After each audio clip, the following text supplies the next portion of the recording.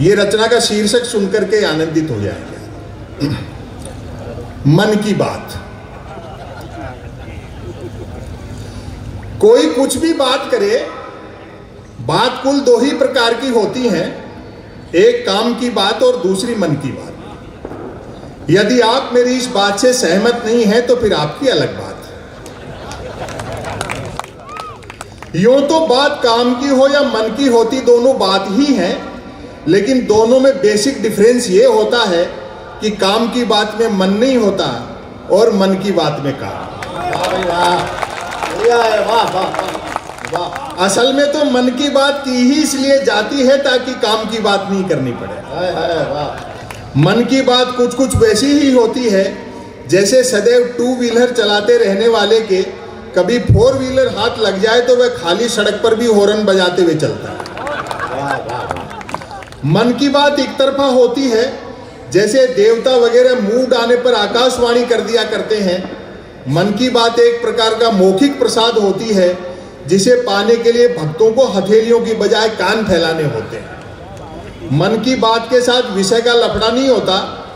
यदि भूले भटके मन की बात भटक कर किसी विषय पर आ भी जाए तो कोई माई का लाल अंत तक नहीं पकड़ सकता कि मन की बात आखिर हो किस विषय पर रही है। भाई वाह वाह वाह वाह, क्या बढ़िया सुन रहे हैं आप सब।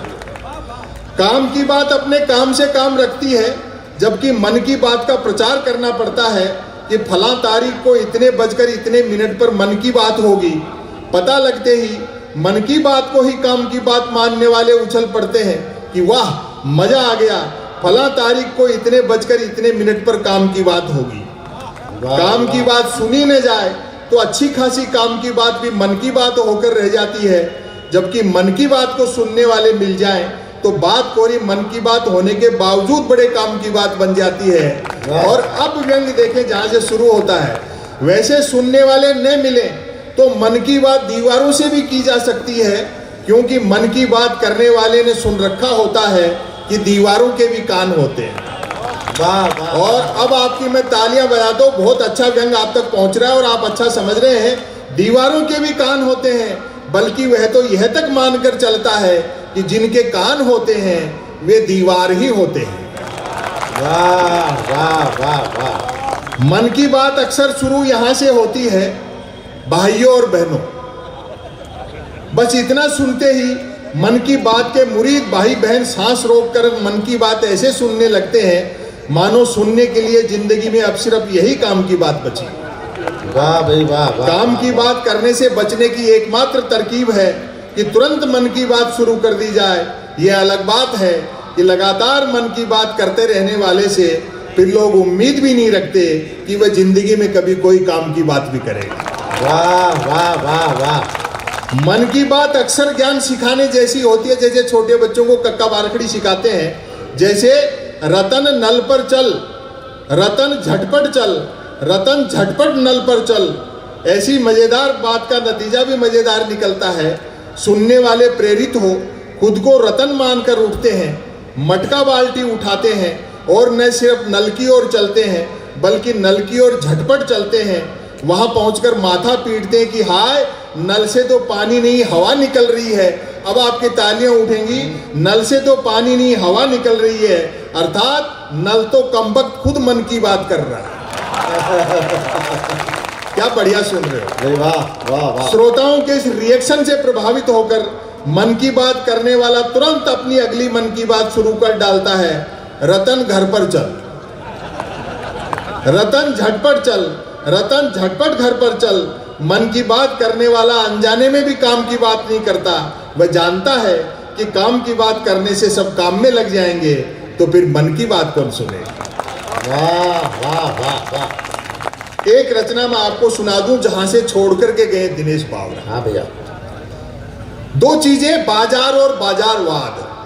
अभी G20 का सम्मेलन हुआ और प्रधानमंत्री की कैसे फोटो में वायरल हो रही है, उसका निष्कर्ष क्या निकलेगा वो किसी को पता नहीं।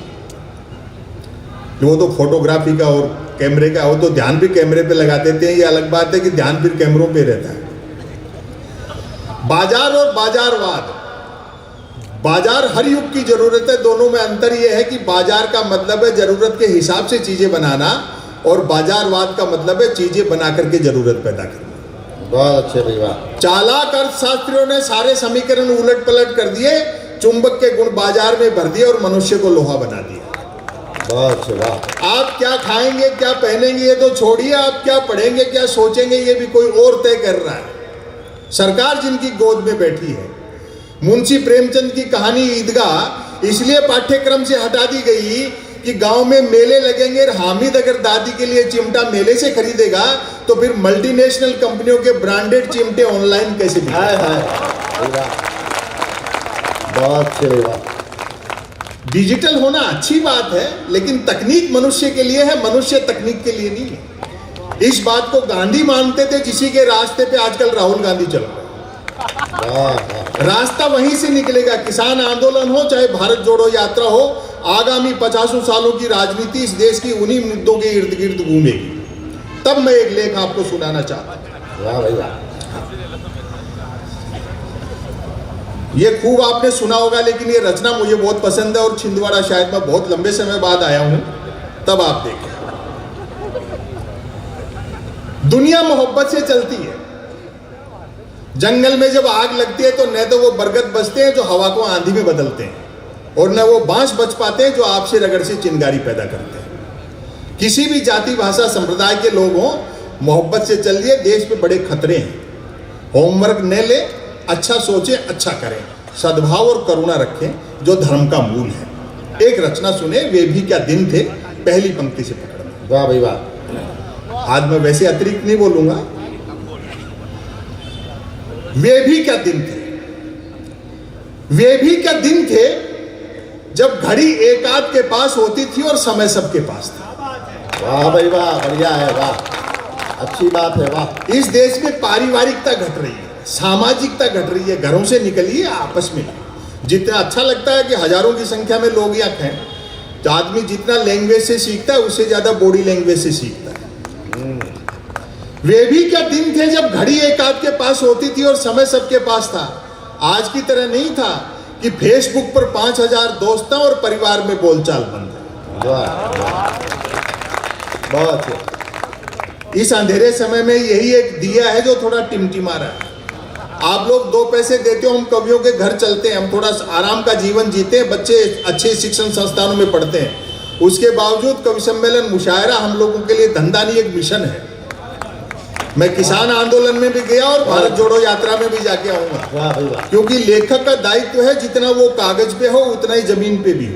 बहुत अच्छा, वाह वाह वाह। ये जो लोग हैं, धंधा नहीं है इनके लिए, मिशन। हमारी कोशिश रहती है mobile, internet, television, social media में उलझी पीढ़ी शब्दों से मोहब्बत करे, किताबों की तरफ लौटे, बुजुर्गों का सानिध्य हासिल करे।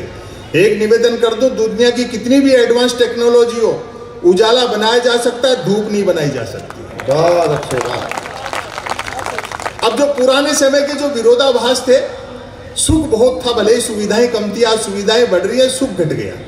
चुनौतियां और संघर्ष थे तो रोमांच भी था, आज वो सब आनंद कहीं क्षीण हो गए। तब देखें, तब मोबाइल तो क्या लैंडलाइन फोन तक नहीं होता था, अतः झूठ सिर्फ आमने सामने मिलने पर ही बोला जाता था।